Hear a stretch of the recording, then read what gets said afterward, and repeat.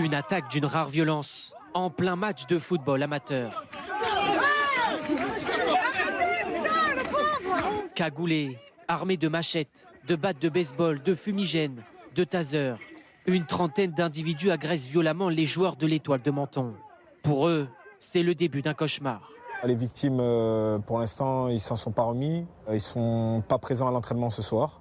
C'était la folie, ça courait de partout, en direction de nos joueurs pour les frapper.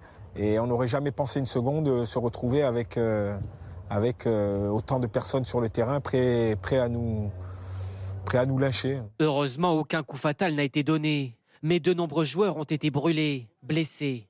Il s'agirait d'un acte prémédité pour se venger d'un incident qui s'est produit le mois dernier, lors d'un match opposant Menton à un autre club de la ville de Nice. Aucun dispositif de sécurité n'est prévu dans ces stades pour empêcher une telle attaque. J'ai un peu peur des prochaines semaines, des prochains entraînements. Je m'entraîne ici, je joue ici.